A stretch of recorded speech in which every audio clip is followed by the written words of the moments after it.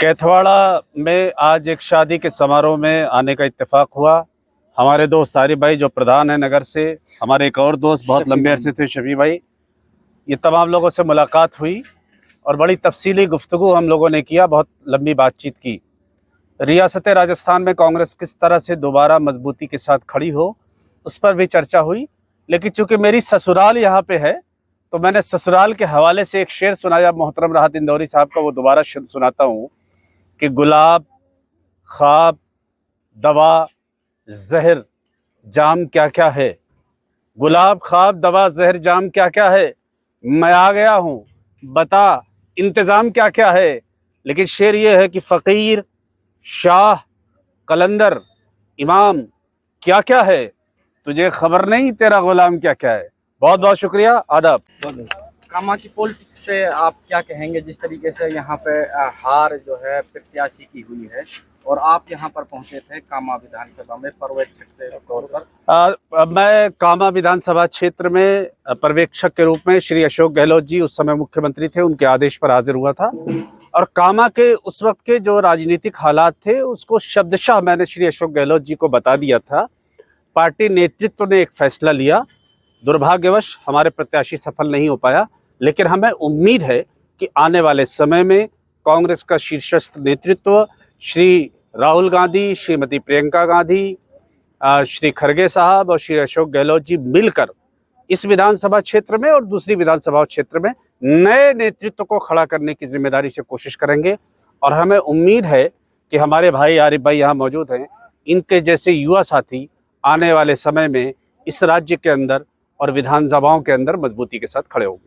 राजस्थान में कांग्रेस की जो हार हुई है, सरकार नहीं बना पाई है, इतनी अच्छी स्कीमें गहलोत साहब ने जनता को दी थी, तो आपको क्या लगता है कि ये पूरे राजस्थान में जो सरकार नहीं बन पाई है? मुख्य बातें ये निकल कर आई कि जो लोकल एमएलएस थे उनके खिलाफ एंटी इनकम्बेंसी था, लेकिन उसके बाद भी अशोक गहलोत जी के प्रयास से और कांग्रेस पार्टी की कोशिश से ये संभव हो पाया कि भारतीय जनता पार्टी और कांग्रेस के बीच में मात्र 2% का फर्क रहा है। यानी बहुत सारी सीटें ऐसी थी जो हम 500 से हार गए, कहीं 200 से हार गए, कहीं 800 से हार गए। हमें लगता है कि हमें माइक्रो मैनेजमेंट और करना चाहिए था, लेकिन साथ ही साथ अलग अलग जातियों के समूह जो कांग्रेस पार्टी को वोट करते हैं, अल्पसंख्यक समाज के लोग, दलित समाज के लोग, पिछड़े समाज के लोग, अगले समाज में कौन लोग हमारे साथ खड़े हैं, उनको आइडेंटिफाई करके 2024 के लोकसभा के चुनाव में इकट्ठा करेंगे और आने वाले समय में भाजपा के विचार को, मोदी की सरकार को देश से हटाने का काम करेंगे। नदीम जावेद साहब, लोग यहाँ पे चर्चाएं ये भी करते हैं कि नदीम जावेद को कामा विधानसभा में आना चाहिए, तो हमारे श्रोता जो हैं P4 मेवात न्यूज़ पे जानना चाहेंगे, आपको क्या लगता है, क्या आप ट्राई करेंगे? मैं कांग्रेस पार्टी का एक समर्पित कार्यकर्ता हूँ। उत्तर प्रदेश में जौनपुर विधानसभा से मैं चुनाव जीत कर भी आया हूँ। मैं कांग्रेस की छात्र शाखा, कांग्रेस के अल्पसंख्यक मोर्चे का राष्ट्रीय अध्यक्ष रहा, राष्ट्रीय सचिव के रूप में भी काम किया, प्रवक्ता के रूप में भी काम किया। और मैं बड़े स्पष्ट शब्दों में मैं यहाँ ये कहना चाहता हूँ कि मैं उत्तर प्रदेश से ही कांग्रेस पार्टी की राजनीति करूँगा। कामा विधानसभा क्षेत्र चूँकि मेरी रिश्तेदारी भी है, मेरी ससुराल है, मेरे दोस्त यार आरिफ भाई और हमारे शफीक भाई जैसे लोग हैं, तो मैं आता जाता रहूँगा और यहाँ कांग्रेस पार्टी को जब भी आवश्यकता होगी मैं एक कार्यकर्ता के रूप में कांग्रेस के साथियों के साथ खड़ा रहूँगा। मेरी व्यक्तिगत इच्छा, मेरे परिवार से किसी की इच्छा न यहाँ से चुनाव लड़ने की है और न यहाँ पर किसी प्रकार से संगठन की राजनीति में कोई हमारा इंटरेस्ट है। उन लोगों को क्या कहेंगे जो कांग्रेस के सिंबल मांग रहे हैं, और कामा के लोगों को क्या करना चाहिए विपक्ष के तौर पर?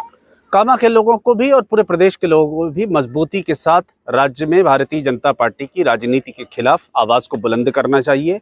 और भारतीय जनता पार्टी की राजनीति के खिलाफ अगर मजबूती से हम आवाज़ को बुलंद करेंगे तो हमारा विश्वास है कि ये बाईपोलर स्टेट है, कांग्रेस पार्टी इस रियासत में एक मजबूत ताकत है, हम मजबूती के साथ इस राज्य में खड़े होंगे। मगर लड़ाई ड्राइंग रूम में नहीं, लड़ाई एसी कमरों के अंदर नहीं, बल्कि लड़ाई सड़क पर उतरकर मजबूती के साथ बीजेपी से लड़नी होगी। नदीम जी, यहाँ मेवात में साइबर क्राइम के भी मामले आते रहे हैं, तो उन नौजवान बच्चों को आप क्या मैसेज देना चाहोगे कि जो सुधार हो सके इस क्षेत्र? नहीं, साइबर क्राइम के जो मामलात हैं वो दुर्भाग्यपूर्ण हैं, लेकिन हम उम्मीद ये करते हैं कि ये सारे क्राइम इसलिए पैदा होते हैं कि रोजगार के अवसर नहीं है। अगर नौजवानों को रोजगार के अवसर मिलेंगे तो शायद किसी तरह का कोई क्राइम नहीं होगा। मेवात एक ऐसा इलाका है जो हमेशा से इस मुल्क के साथ खड़ा रहा है। 1947 में जब बंटवारा हो रहा था तो महात्मा गांधी आए और मेवात की आवाम ने कहा कि हम जिन्ना के साथ नहीं जाएंगे, हम हिंदुस्तान के साथ रहेंगे। यहाँ के लोगों ने गांधी में और गांधी की विचारधारा में और देश के साथ हमेशा विश्वास किया है और देश के साथ खड़ी रही है। हम उम्मीद करते हैं कि आने वाले समय के अंदर मेवात में इस प्रकार के रोजगार के अवसर जरूर पैदा होंगे, जिससे इस प्रकार की समस्याएं जो हैं उनका निराकरण होगा। आप कामा में आए थे, बहुत अच्छे अच्छे शेर आपने कहे थे और मेवात के लोगों ने बहुत पसंद किया था। तो आप क्या कहना चाहोगे कि मेवात आपको देख रही है? देखिए, वक्ता भाषण जब आप देते हैं 1 घंटे में जो बात नहीं कहते, वो एक कवि और एक शायर एक शेर में वो बात कहता है। तो मैंने शेर राहत इंदौरी का ये सुनाया था मोदी के लिए कि इस कोने से उस कोने तक दावेदारी साईं की, चूंकि मोदी साहब पूरे देश में घूम रहे हैं कि ये देश हमारा है। मैं उनसे सिर्फ ये आपके माध्यम से और आपके मीडिया के माध्यम से मैं कहना चाहता हूं कि इस कोने से उस कोने तक दावेदारी साईं की इतनी आसानी से दूर न होगी ये बीमारी साईं की। खेत लहू से हमने सींचे और फसलों पे हक उसका, रोजा रखने वाले हम हैं और अफ्तारी साईं की ये होने वाला नहीं है। बहुत बहुत शुक्रिया।